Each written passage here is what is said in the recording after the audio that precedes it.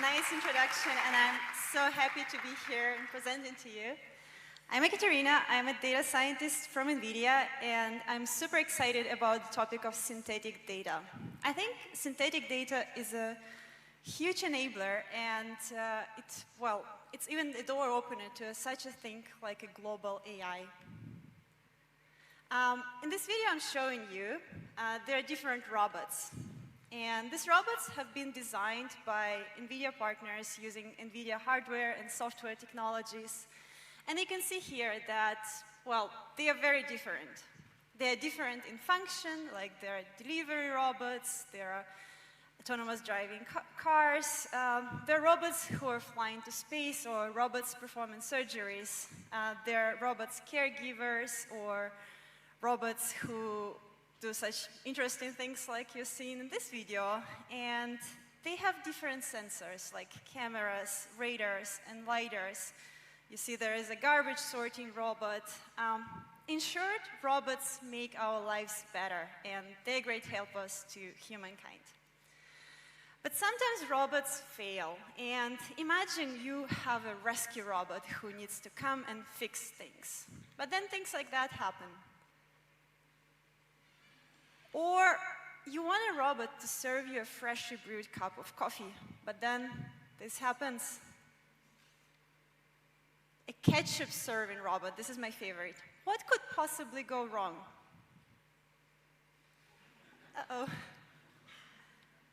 And this one is especially painful for me because it's my own vacuum cleaner, and it happened just a couple of weeks ago in my apartment. The reason why it happens is because all these robots, they are automated. And by automated, we mean that there was a programmer who sat down and wrote lines of code, say like go forward, turn right and left, and there are like if conditions and for loops. But in order for robots to be smart and intelligent, well, we want them to be autonomous. And for a robot to be autonomous, we need to rely on AI. So a truly autonomous robot would be able to perceive the environment and move in the environment on its own. So it needs to take its decisions on its own. Autonomous and AI robots need a lot of, well, have many needs. And the first and the biggest need is data. Well, data is the fuel of digital world, and basically it's the most important thing AI system needs in order to exist. AI robots need a lot of training, and by training we understand infrastructure, software, models, and AI robots also need testing. You need to make sure that your autonomous machine is operating in any kinds of new environments, even the environments it hasn't seen before. So data, training, and testing are three major needs of autonomous AI robots. In my talk, as you may have guessed, I will focus on data mostly. And well, they're different, like the first thought, how can we actually get more data? And the first idea is go outside, collect the data from the real world, create your great big data set, hire an army of labelers like Mechanical Turk, and let them do the job. However, there are still some limitations of this method. So let's see what kind of limitations the real data approach have. So real data is really hard to label for a human observer. Those of you who have ever tried to segment some data sets, you know that it's a tedious work. So your hands might be shaking, or there are like tiny objects which are really hard to see there. It's hard. And it gets even harder when you deal with structures like point clouds or LiDAR point clouds. Real data is also, well, sometimes it's hard to label for many reasons. It can be dark, blurry, and hazy. It can include many occluded objects, or some things can be simply irregular and you don't know what to label there. And sometimes the quantity of labels is just too overwhelming. So you can have a very crowded scene where your labelers will say, okay, yeah, it will take me hours to label this image, and you usually need to label thousands of these images. These are images from our own real data set we've collected to train autonomous vehicles, and all these examples are real, so you see that it's very challenging to label those. Sometimes real data is even impossible to label. Like, think of such events as long-tail anomalies. And by long-tail anomalies, we understand events which happen rarely. So, for example, imagine a situation like that. An autonomous vehicle arrives at the crossroad and the light is green. The vehicle is allowed to go, but then an emergency vehicle arrives. And by the rule, we need to let the emergency vehicle pass. However, to collect this data, this event occurs quite rarely, and you don't want to stay there and wait until 1,000 emergency vehicles come by. So it's really hard to get by of this data. Some data is impossible to label because it comes from some non-visual sensors like radar and LiDAR, and I've already shown you how tedious could it be to label a point cloud. And some features, they are invisible to human eye, like, for example, speed and direction. You cannot label it as a human observer. Real data also has large amortization cost. Think of changing environments, like in factories, assembly lines get frequently reconfigured, or in warehouses, the change in routes in navigation for robots, the routes for navigation of robots change. Or in retail, you know that packaging changes quite frequently. You have football games, you have Christmas, and that all affects product packaging. And synthetic data can be really helpful here. That can be really our solution in order to overcome these challenges. So let's go and learn more about synthetic data. So what is actually synthetic data? And the definition I placed here is that synthetic data is annotated information that computer simulations or algorithms can generate as an alternative to real-world data. In short, synthetic data is fake data. And in this image, I'm showing you, a scene here in the corner. It's a warehouse scene, a digital twin of a warehouse. And all these small windows, they show different labels you can get from synthetic data. You can get depth information, you can get all kinds of bounded boxes and segmentation masks. So the possibilities here are really limitless. Synthetic data comes with a lot of benefits, and let's shortly go through them.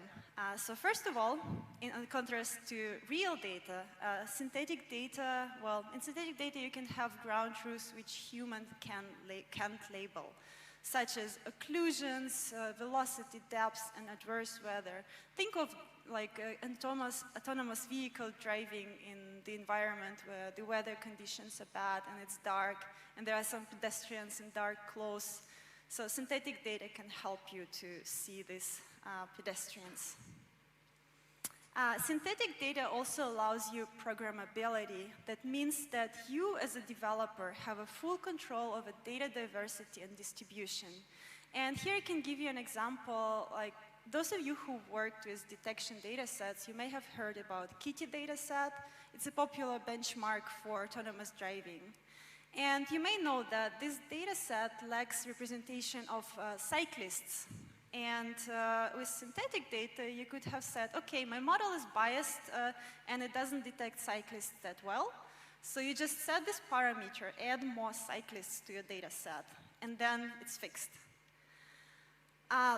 Synthetic data, it allows you faster iterations. So speed is another benefit of synthetic data. So you can start development from day zero. You don't need to go outside and collect real data and label it. So you save this time you would spend for labeling. And as a consequence, it's faster to generate synthetic data. It's also cheaper. So the hardware to generate synthetic data, it might cost you a little bit, but then you save a lot of money for labelers and for collecting the data. And synthetic data allows you higher accuracy. As when we hire human labelers, they make errors because we as humans are prone to errors, and think of like small objects which are really hard to identify there. Synthetic data, in the contrast, generates labels which are 100% perfect. So this is another benefit of synthetic data accuracy. And it is robust against corner cases. So think of long-tail anomalies, like emergency vehicle. We could easily generate thousands of emergency vehicles on different crossings in our synthetic data, and we can use it to train our autonomous vehicle or robot to recognize this event. And at last but not least, synthetic data comes with no data restrictions. Those of you who work with public data sets, you may know that, well, sometimes there are some legal issues. You cannot use your model in deployment which has been trained on some certain proprietary data set. But with your own synthetic data set, you are free of these restrictions. Furthermore, with real data, you often need to anonymize, like you need to detect all humans and remove all faces. So with synthetic data, you don't have to do that. Let's see how training with synthetic data is different from training with real data. So with real data, you typically collect your data set and label the images, like in this example, cats and dogs. Then you train your model. You see like how the model performs. You evaluate it. And based on your evaluation, you think, okay, do I need more data? Do I need to tweak my hyperparameters? If you're lucky and your model performs well, then you're done. But if not, you may go and collect more and more data. So it's a never-ending process in that sense. With synthetic data, it's similar, but also a little bit different. So first of all, you have content. So you need to have the idea what kind of content you want to generate. And then you go through the set of, well, operations, like contextual synthesis, domain randomization, and rendering. And I'll guide you through this process a little bit in more detail in a few seconds. All these steps are parameterizable, and you as a synthetic data engineer need to take care of all these parameters. Once it's all in place, you generate your synthetic data set, and you train your model on this data set, and then you evaluate your model, similarly like you do with real data. And then based on the outcome of your evaluation, you can say, okay, I fixed the model like that, but then you tweak the parameters of your randomizers, synthesizers, and so on. So you can use this as a feedback loop, like a continuous feedback loop, to tweak your data set and make it perform better on your model. And there is a way to evaluate data sets, meaning that once you have generated the data set and you think, okay, I think it's a good data set, you then switch different model architectures, like try many different detectors, for example, YOLO, efficient net, and so on. And you then choose, okay, this is a really good data set. That's the way how you evaluate your data set. When starting training with synthetic data, there is one very important thing to take care of. And you need to know and you need to be aware of the so-called sim-to-real domain gap. By sim-to-real domain gap, we understand basically the difference of your synthetic data set and the real-world representation. It also applies to real data. Think, for example, you want to try a robot to you want to train a robot to navigate in the environment like a big city, like New York or Tokyo. And for such a model, you shouldn't use the data collected somewhere in rural Romania because it will be just simply different. So we have a domain gap here.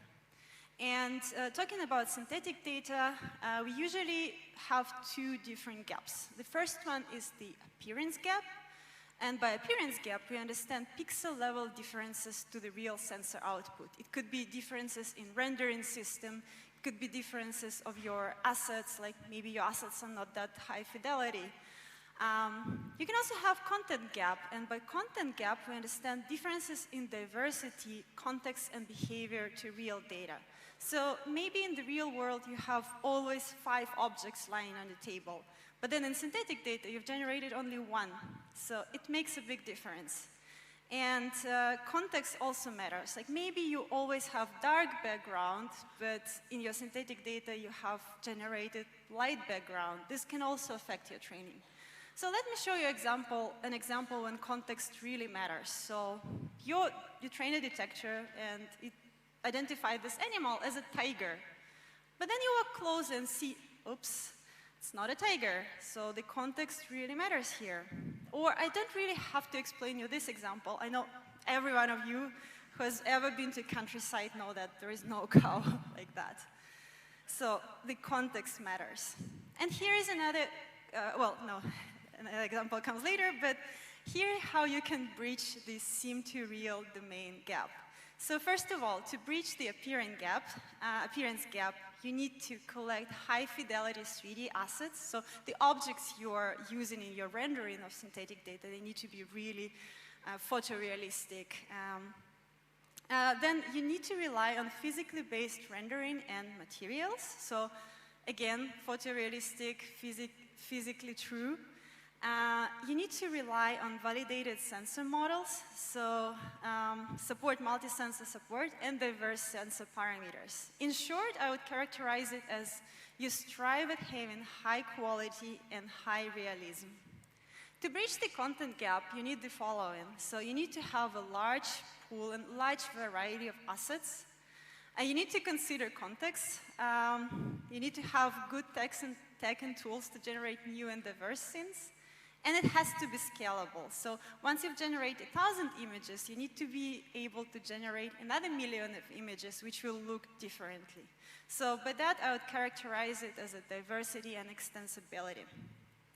And a technique which helps you to basically solve this problem is called domain randomization.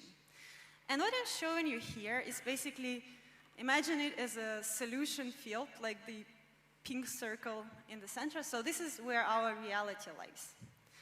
When we generate a synthetic data set, we try to encapsulate this reality in a brighter spectrum of solutions.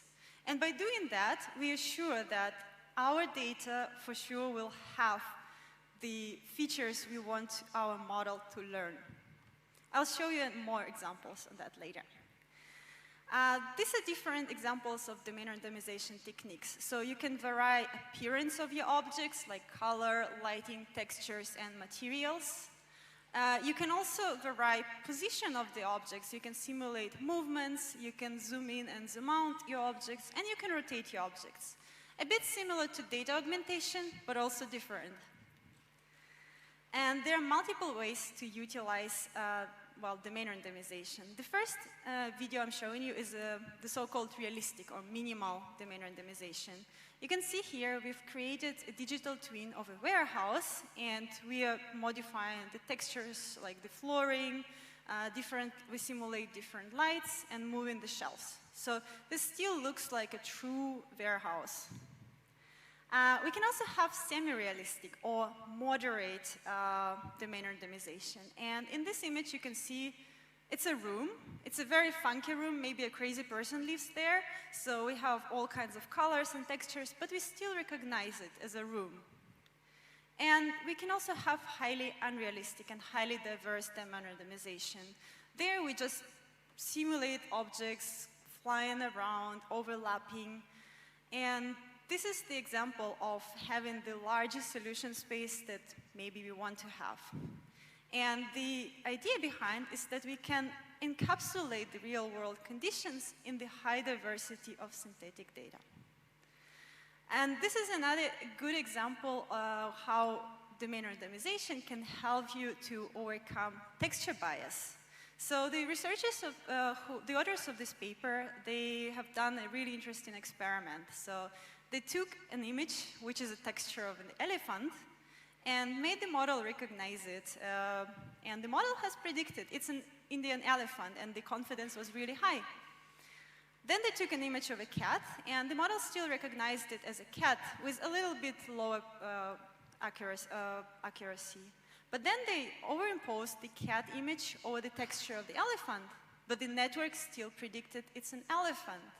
While I, as a human, can definitely see a cat here, it appears that we as humans are biased towards the shape, whereas deep learning networks, they are biased towards texture.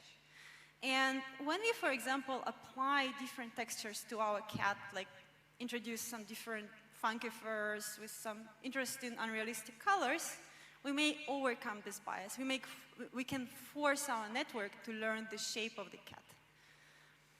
And another cool thing about synthetic data, you can use it also for training. Remember in the beginning I've mentioned that robots need a lot of testing. So you can also use this, for example, digital twins, like this warehouse, in order to test your robots in this environment. Another important thing I need to mention that we also have a technique like domain adaptation.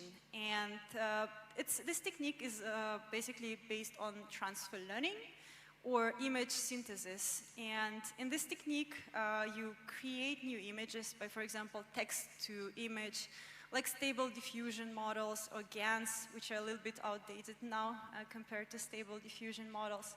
This is another technique. It's another great way to create synthetic data and artificial content. But in my talk, I'm focusing on domain randomization techniques and generating synthetic data using computer graphics or CGI.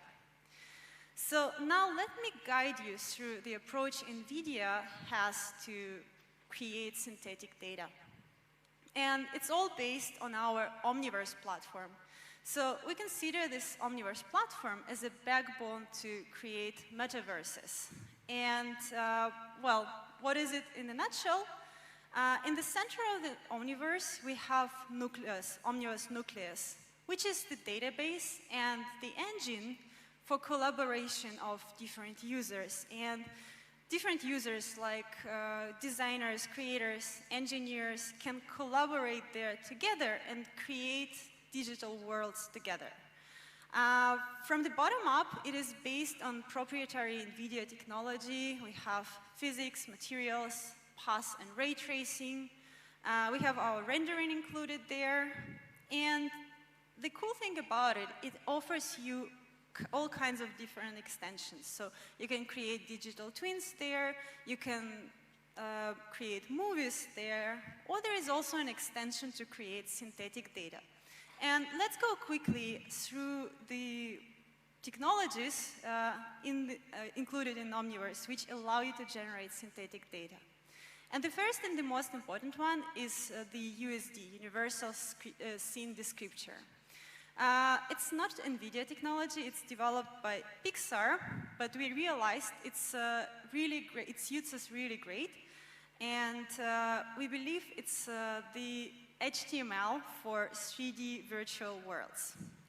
It's open source API and file framework to generate complex scene graphs. And it allows you simultaneous collaboration, like all these designers and engineers can work together on the USD files and modify them. So we believe that it's the right description for shared virtual worlds or metaverse. And the feature which makes it unique and so suitable for metaverse, it's USD layered workflow. Conceptually, it's similar to layers in Photoshop, where you have, for example, layers with different transparency, and all combined together, you can have different pixel values on the screen.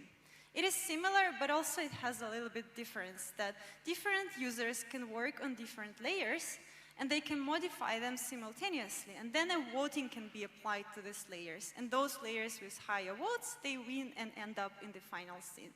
But you also still keep track of all kinds of variations there, and the whole history is still there. Another component which allows you synthetic data is our NVIDIA material definition language. It's an open source and GPU-friendly language with an associated distiller that simplifies shaders for preview and virtual reality applications. So you can have their different textures like metal, plastic, glass. You can simulate different reflective properties there, and we have developed an extension for MDL to work seamlessly with USD in Omniverse platform. Furthermore, we have physics simulation available there. So with Physics 5, you can have rigid and soft body simulation and vehicle dynamics. With Physics Blast, you can simulate fracture and destruction. And with Physics Flow, we have combustible fluids, smoke, and fire. All this is true to physics, and well, then on the screen it looks photorealistic. And last but not least, we have our Omniverse RTX renderer. It's an advanced multi-GPU, multi-node renderer for world simulations. It works, as I said, on multi-GPUs. It's, again, photorealistic, and it works with USD and MDL formats. All this combined together, we have included in our Omniverse Replicator, the tool to generate synthetic data in Omniverse. And it allows you to generate complex scenes, like the one I'm showing you on the screen, where you can place different objects with different textures, and you can simulate lights from different sources. You can have mesh lights and dome lights. Those of you who are familiar with computer graphics may know what it means. So yeah, here are the components of Replicator. First of all, we have semantic schema editor. This is the editor for USD graph, where you can edit different properties. And we have GUI for that, so you don't even have to write code, although you can. There is also a code editor there. We have the visualizer, where you can, in real time, see the results of the generated scenes there. And it has the replicator core. And let me dive a little bit deeper in the replicator core. So first component is replicator randomizers. This is the feature which allows you to do domain randomization. You can say, okay, I want this number of this object placed there and there. You can set the constraints. Maybe you don't want the objects to be on the border of your screen. You can set the distributions there as well. These are the hyperparameters of your synthetic data set, and you can, again, enter it in the GUI, or you can write your scripts in order to automate this process of domain randomization. You can randomize sources of light placed in different locations, colors, textures, and many, many other different features. Omnisynthetic data is a little bit lower level component of Replicator, and basically what it does, it loads your USD scene and passes it through Hydra. Hydra is the Pixar's framework to pass the data to the renderer. And then you can, using that, you can generate annotation masks for your synthetic data. And the annotation masks look like that. For example, depths, segmentation masks, bounding boxes. And you can even develop your own custom annotations depending on your business needs and depending on your use case. Let's see a little bit more of an annotation example. So here I'm showing you the segmentation mask around this toy Jensen figure. And you also can see that we are drawing bounding boxes around this figure. And last but not least, we have replicator writers. With replicator writers, you can have the annotated output in the format you want it to be. And you know that many different neural networks, they expect different inputs. Like, for example, we have Kitty format, we have Coco format, we have Pascal Walk format, or whatever format you want your model to be. With this extension, you can basically pre-program your annotator to write the annotations in the format you want. You want it to be in JSON or TXT format. This is all flexible. And then you can basically send your generated data, generated images along with the generated annotations. And you can send them to the cloud or place them in your workstation or just upload it to your robot. Omniverse Replicator comes in different flavors, and so far we have two basic flavors, which are Isaac Replicator is the replicator flavor for robotics, and in the beginning when I was giving you the definition of synthetic data, I've shown you the image which was generated in Isaac Replicator. Furthermore, we have also the extension of this. It's called Isaac Gym, where you can basically do cool reinforcement learning stuff with your robots, placing them in digital twin environments. So it's all interconnected there. And for self-driving cars, we've been developing NVIDIA Drive Replicator, where you can generate outdoor environments and simulate different situations on the road to train your autonomous vehicles. Here are a couple of resources for you to check. Well, the page of Omniverse, you can also easily Google for it. You can find it on Google.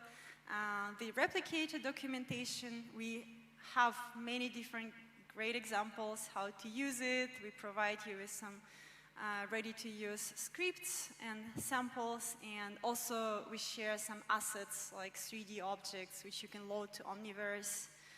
I can also highly encourage you to check our technical blog. There we frequently post articles about synthetic data, our hardware in general, our software, so definitely recommend it. And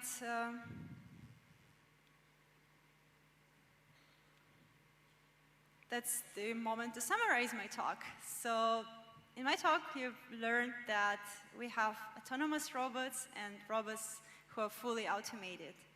And I've told you that fully automated robots, in contrast to autonomous robots, they are able to act and react to the environment conditions and have their decisions on their own. And fully autonomous robots, they need to rely on AI.